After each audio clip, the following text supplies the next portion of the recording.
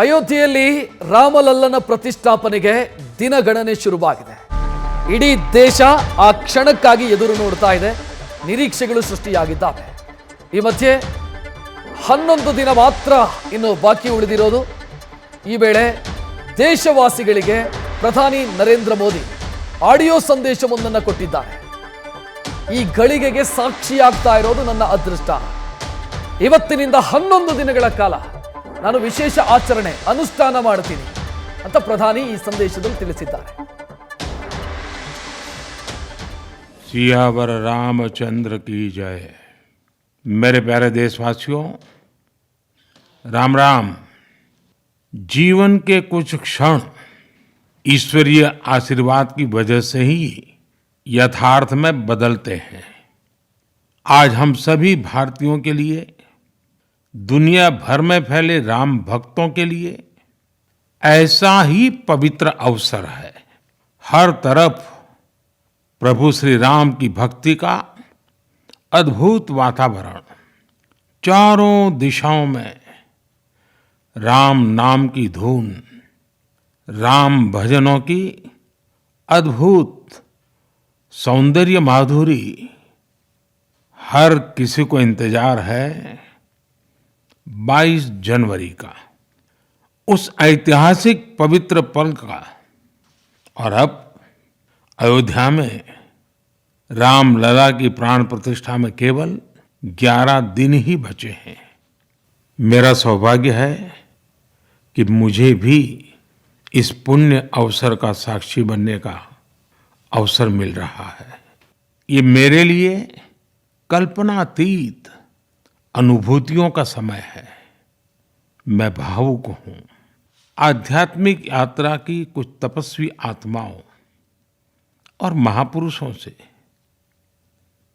मुझे जो मार्गदर्शन मिला, उन्होंने जो यम नियम सुझाए हैं, उसके अनुसार मैं आज से 11 दिन का विशेष अनुष्ठान आरंभ कर रहा हूं।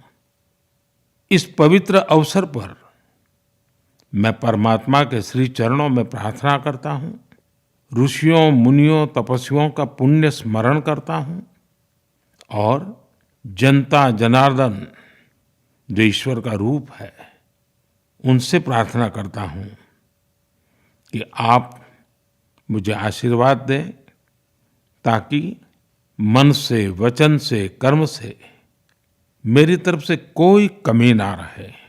साथियों, मेरा ये सौभाग्य है कि 11 दिन के अपने अनुष्ठान का आरंभ मैं नासिक धाम पंचवटी से कर रहा हूं।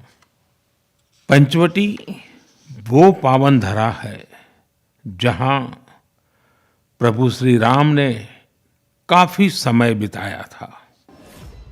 ಹೆಚ್ಚಿನ ಡೀಟೇಲ್ ನೀಡೋದಕ್ಕೆ ನಮ್ಮ ಪ್ರತಿನಿಧಿ ಚಂದ್ರಮೋಹನ್ ನೇರ ಸಂಪರ್ಕದಲ್ಲಿ. ಚಂದ್ರಮೋಹನ್, ಪ್ರಧಾನಿ ನರೇಂದ್ರ ಮೋದಿ ನವರಾತ್ರಿಯ ಸಂದರ್ಭದಲ್ಲಿ 9 ದಿನ ಉಪವಾಸದ ವ್ರತ ಮಾಡ್ತಾರೆ.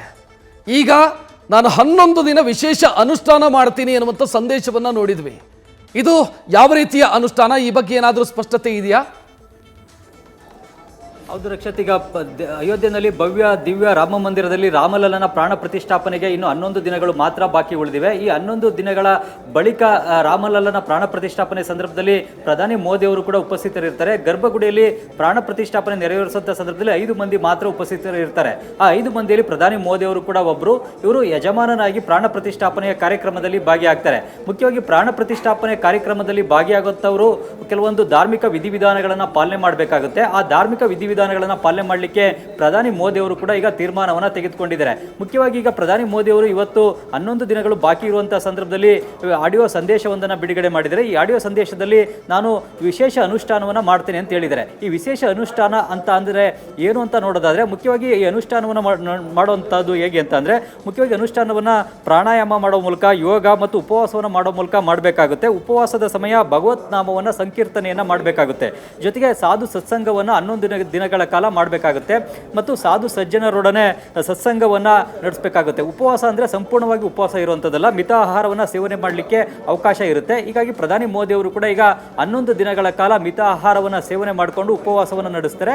ಜೊತೆಗೆ ನಿತ್ಯ ಭಗವತ್ ನಾಮ ಸಂಕೀರ್ತನೆಯನ್ನು ಕೂಡ ಮಾಡಬೇಕಾಗುತ್ತೆ. ಜೊತೆಗೆ ಬ್ರಹ್ಮ ಮುಹೂರ್ತ ಜಾಗರಣೆಯನ್ನು ಮಾಡಬೇಕು, ಪ್ರಾರ್ಥನೆಯನ್ನು ಮಾಡಬೇಕು ಮತ್ತು ಸರಳವಾದಂಥ ಡಯಟನ್ನು ಅನುಸರಿಸಬೇಕು. ಈ ಎಲ್ಲವನ್ನು ಮಾಡೋ ಮೂಲಕ ವಿಶೇಷ ಅನುಷ್ಠಾನವನ್ನು ನಡೆಸಬೇಕಾಗುತ್ತೆ. ಈ ವಿಶೇಷ ಅನುಷ್ಠಾನವನ್ನು ಈಗ ಮುಂದಿನ 11 ದಿನಗಳ ಕಾಲ ನಾನು ನಡೆಸ್ತೇನೆ ಅಂತೇಳಿ ಪ್ರಧಾನಿ ಮೋದಿ ಅವರು ಈಗ ಆಡಿಯೋ ಸಂದೇಶದಲ್ಲಿ ದೇಶದ ಜನರಿಗೆ ತಿಳಿಸಿದ್ದಾರೆ. ಮುಖ್ಯವಾಗಿ ಈಗ ದೇವರಿಗೆ ಪ್ರಾಣ ಪ್ರತಿಷ್ಠಾಪನೆ ಮಾಡುವಂಥ ಸಂದರ್ಭದಲ್ಲಿ ಅಲ್ಲಿ ದೇವರ ಕಣ್ಣನ್ನು ತೆರೆಯುವಂಥ ಪ್ರಕ್ರಿಯೆಯನ್ನು ಕೂಡ ನಡೆಸಬೇಕಾಗುತ್ತೆ. ಈ ಕಣ್ಣು ತೆರೆಯುವ ಪ್ರಕ್ರಿಯೆಯನ್ನು ಪ್ರಧಾನಿ ಮೋದಿ ಅವರೇ ಮಾಡ್ತಾರೆ ಅಂತ ಹೇಳ್ತಾ ಇದ್ದಾರೆ. ಜೊತೆಗೆ ಅಲ್ಲಿ ಪಂಡಿತರು ಕೂಡ ಇರ್ತಾರೆ, ಕಾಶಿಯ ದೀಕ್ಷಿತರು ಕೂಡ ಇರ್ತಾರೆ, ಲಕ್ಷ್ಮೀಕಾಂತ ದೀಕ್ಷಿತ್ ಅವರು ಕೂಡ ಈ ಒಂದು ಪ್ರಾಣ ಪ್ರತಿಷ್ಠಾಪನೆ ಕಾರ್ಯಕ್ರಮದಲ್ಲಿ ಭಾಗಿಯಾಗ್ತಾರೆ. ಪಂಡಿತರು ಕೂಡ ಪೂಜೆ ಪ್ರತಿಷ್ಠಾಪನೆ ಪ್ರಕ್ರಿಯೆಗಳನ್ನು ಕೂಡ ನಡೆಸ್ತಾರೆ. ಅವರ ಜೊತೆಗೇನೆ ಪ್ರಧಾನಿ ಮೋದಿ ಅವರು ಜೊತೆಗೆ RSS ಮುಖ್ಯಸ್ಥ ಮೋಹನ್ ಭಾಗವತ್ ಅವರು ಕೂಡ ಕಾರ್ಯಕ್ರಮದಲ್ಲಿ ಗರ್ಭಗುಡಿನಲ್ಲಿ ಉಪಸ್ಥಿತರಿರ್ತಾರೆ. ಜೊತೆಗೆ UP CM ಯೋಗಿ ಆದಿತ್ಯನಾಥ್ ಅವರು ಕೂಡ ಇರ್ತಾರೆ.